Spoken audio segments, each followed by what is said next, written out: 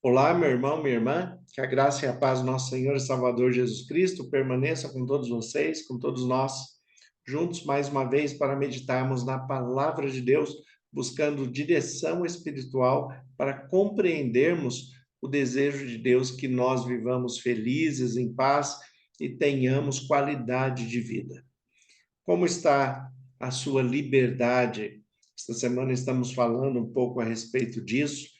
Como está a nossa liberdade, a liberdade de fato, a liberdade que nos traz felicidade, a liberdade que nos traz uma vida saudável, uma vida de paz, uma vida conjugal de alegria, uma vida familiar em que a casa se torne realmente um lar, não seja um albergue onde pessoas moram juntas, mas que de fato seja um lar dirigidos por Deus e cheio do Espírito Santo.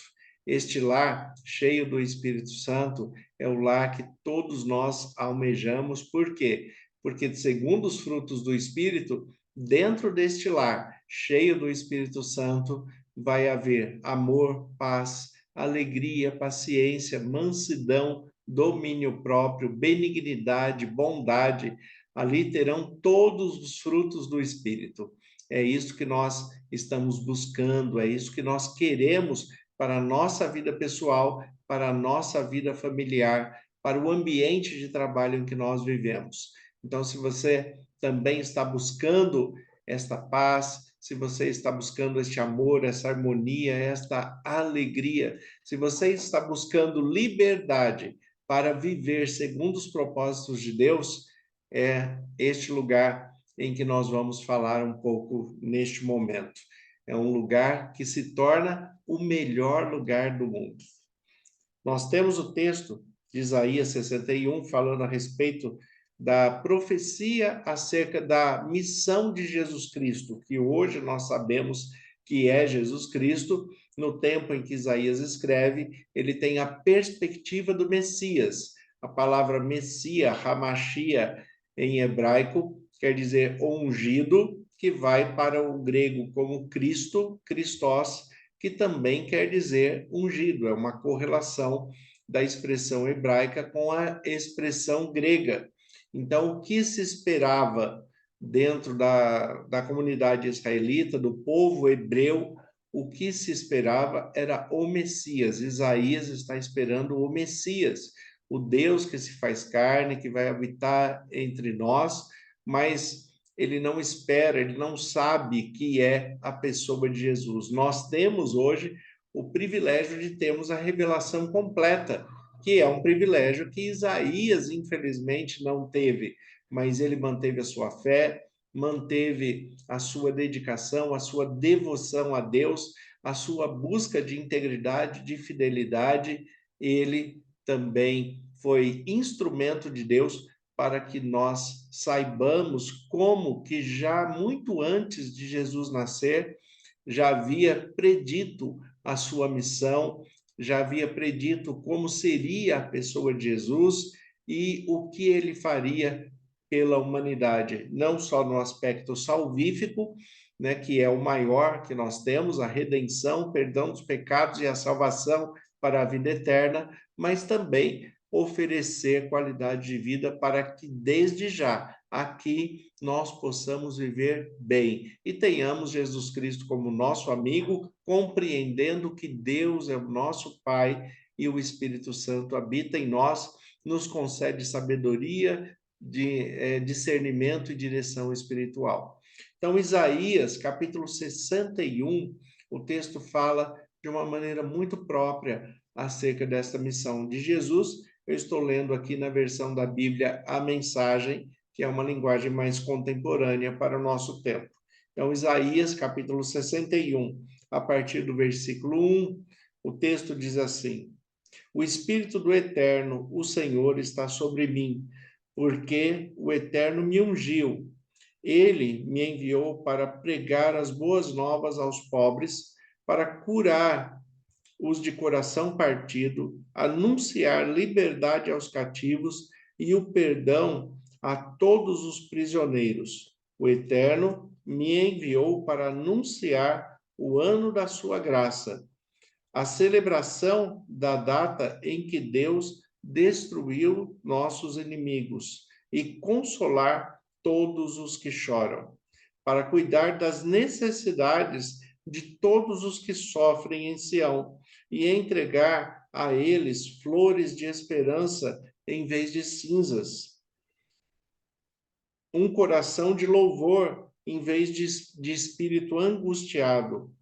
O nome deles será chamado para carvalho de justiça, plantados pelo Eterno para mostrar a sua glória.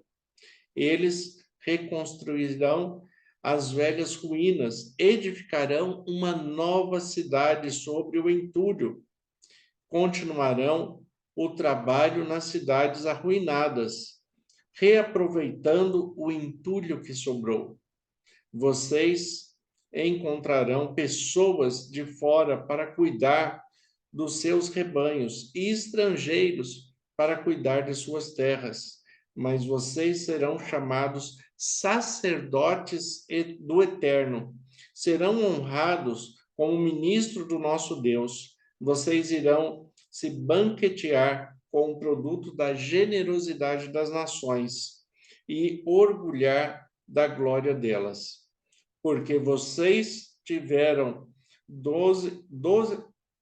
vocês tiveram dose dupla de aflições e mais que sua porção de desprezo. Por isso, a sua herança na terra será dobrada e a sua alegria durará para sempre. A sua herança na terra será dobrada e a sua alegria durará para sempre.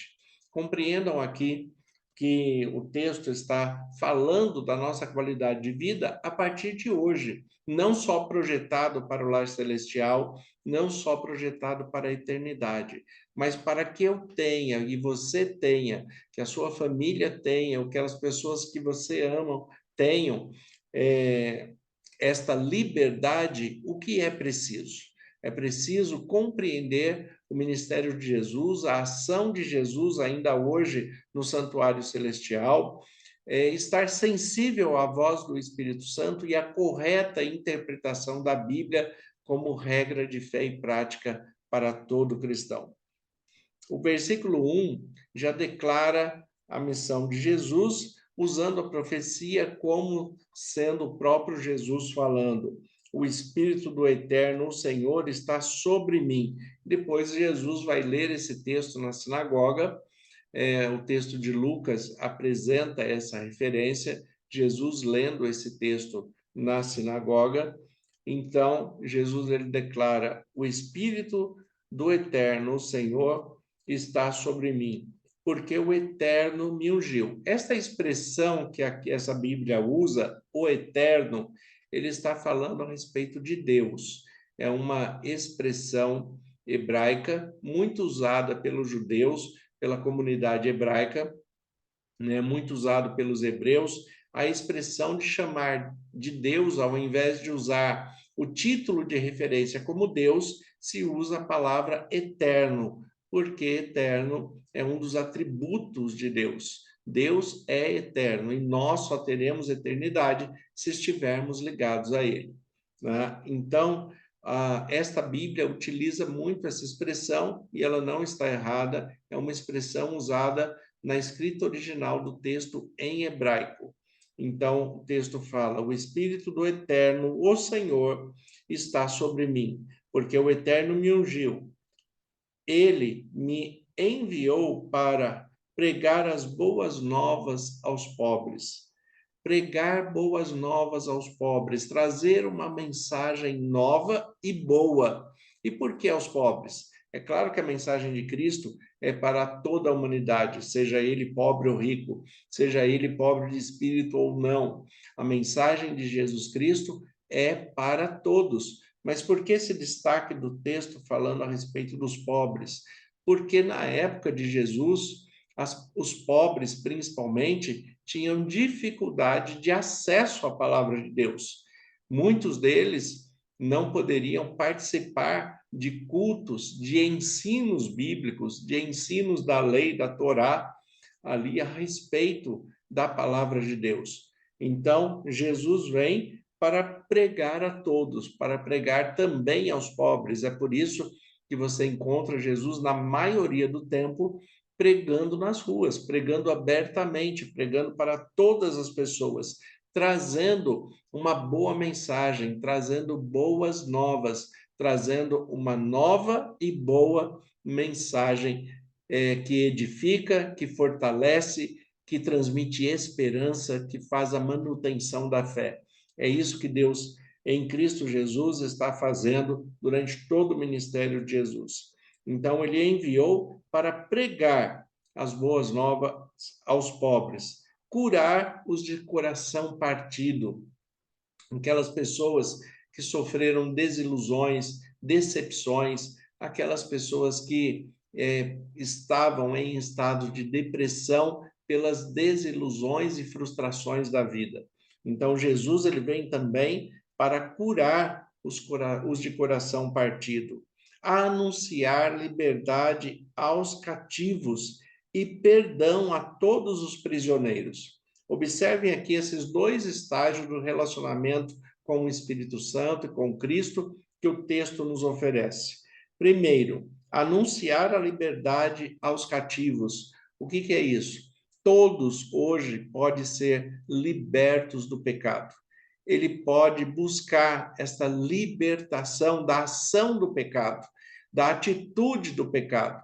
Ele não pode se livrar do pecado, né, enquanto ser humano. Não há ser humano sem pecado. Aliás, o apóstolo João já fala que aquele que não diz, que aquele que diz que não comete pecado, esse já é mentiroso. E se ele é um mentiroso, já cometeu pecado. Então, aquele que diz que não comete pecado é mentiroso. Então, o que acontece aqui nesse texto? Jesus ele vem para dar liberdade aos cativos e perdão a todos os prisioneiros. Por quê? Porque tem muitas pessoas presas em seus pecados e desta maneira, estando presos nos seus próprios pecados, no seu próprio pensamento, nas suas próprias definições de vida e a sua interpretação de vida, as pessoas, muitas pessoas, milhares de pessoas estão presas no pecado e achando que estão livres. Então Jesus ele vem oferecer a verdadeira liberdade e a liberdade vai estar aonde? No perdão do pecado. O pecado, tudo aquilo que o ser humano faz que seja contrário à vontade e à palavra de Deus. Então, Jesus vem oferecer liberdade, vem oferecer perdão aos prisioneiros.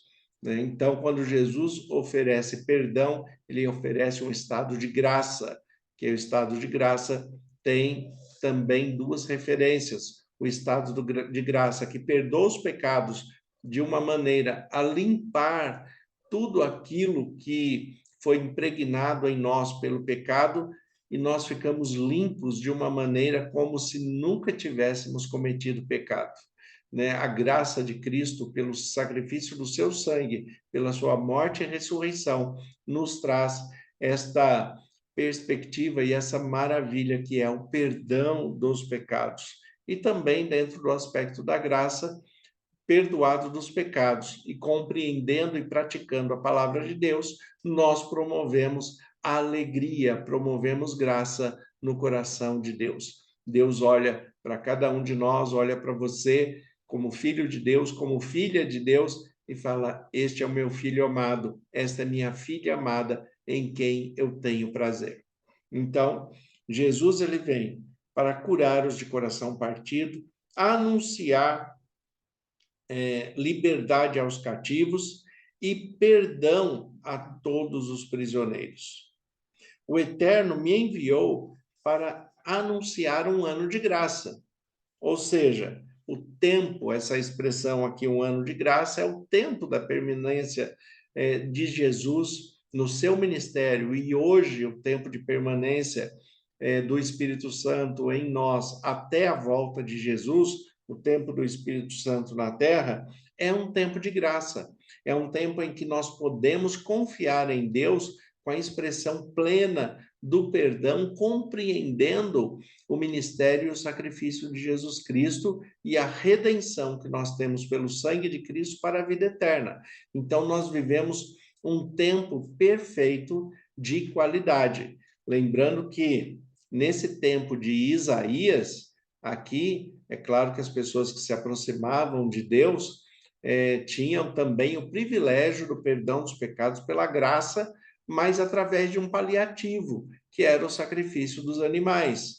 E eles buscavam este perdão, mas buscavam de uma maneira não era definitiva, era apenas um paliativo. Jesus Cristo vem, faz um sacrifício perfeito, único e verdadeiramente perfeito, e desta maneira ele nos alcança, e este sacrifício perfeito, que não precisa ser repetido, agora com o sangue de Jesus derramado por nós, ele vem e nos redime de todo o pecado. Ele nos purifica, ele nos transforma pelo seu poder, do seu sangue, nos purifica de todo o pecado. Assim como diz o apóstolo João, eis o Cordeiro de Deus que tira o pecado do mundo. Então, aqui na Bíblia, quando nós observamos esta questão, o Eterno me enviou para anunciar o ano da sua graça, o ano do perdão, o ano da alegria, o ano da felicidade, né? E é isto que Jesus Cristo propõe para todos nós. A celebração da data em que Deus destruiu os nossos inimigos, né? E consolar os que choram. É motivo de celebração, é motivo de alegria quando nós vencemos os nossos obstáculos. Quando ele fala aqui, celebrar porque Deus nos ajudou a vencer os nossos inimigos, quais são os seus inimigos? O apóstolo Paulo, no texto de Efésios, fala que a nossa luta não é contra carne e sangue. Nós não estamos lutando contra pessoas, estamos lutando contra postura, contra ações, contra perspectivas diferentes da vontade de Deus. Estamos lutando contra o que o apóstolo Paulo chama de o príncipe da potestade do ar, ou seja, é uma maldade que está no ar, que fica impregnado no ser humano, e quando consegue alcançar alguém, conduz essa pessoa para que faça maldades. Mas a nossa luta não é contra ele, a nossa luta é contra as ações dele, os pensamentos equivocados, os sentimentos errôneos que esta pessoa tem.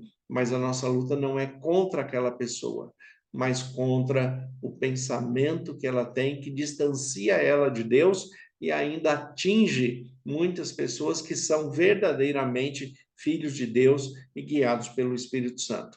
Mas Deus vem e supre todas as necessidades, porque se esta pessoa guiada pelo mal está querendo fazer algum mal contra você, tenha certeza que Deus vai entrar em ação, vai impedir que esse mal aconteça e você será restaurado pelo poder do nome de Jesus, pelo Espírito Santo que habita em você, pela palavra de Deus que você pratica. É isso que ele fala aqui. É por isso que vem o consolo sobre todos os que choram. Consolo na relação da confiança, na relação de entrega, na relação de fé, para cuidar das necessidades de todos os que sofrem em Sião e entregar a eles flores de esperança em vez de cinza. Flores de esperança no lugar de cinzas. Cinzas representam a nossa morte, e as pessoas morrem de muitas maneiras.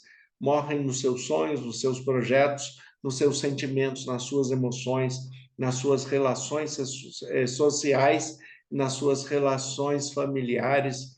Então, a morte vem de muitas maneiras, e essa morte, ela é traduzida como a expressão das cinzas, né? Mas vem Deus e ali oferece flores no lugar da cinza.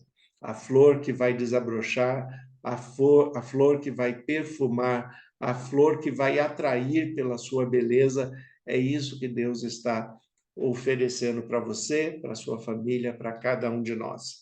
Então, vale a pena estudar um pouco mais acerca da palavra de Deus, da vida de Jesus, e permitir que o seu lar seja transformado no melhor lugar do mundo pelo poder de Deus. O seu lar tem que ser um lar cheio do Espírito Santo, com os frutos do Espírito: amor, paz, paciência, mansidão, domínio próprio. Os frutos do Espírito estando no seu lar, você vai ter a melhor qualidade de vida aqui nessa terra, como filho de Deus, e ainda seguindo e colocando em prática a palavra de Deus, você vai ter a vida eterna pela salvação e redenção em Cristo Jesus. Então, que Deus te abençoe de um modo muito especial, que você continue seguindo para o alvo e que a cada dia você tenha a sensibilidade de ouvir a voz do Espírito Santo, sabendo que Deus tem cuidado de você, da sua família e de todos aqueles que você ama. Deus te abençoe. Tenha um excelente sábado, um excelente dia e um excelente final de semana, em nome de Jesus.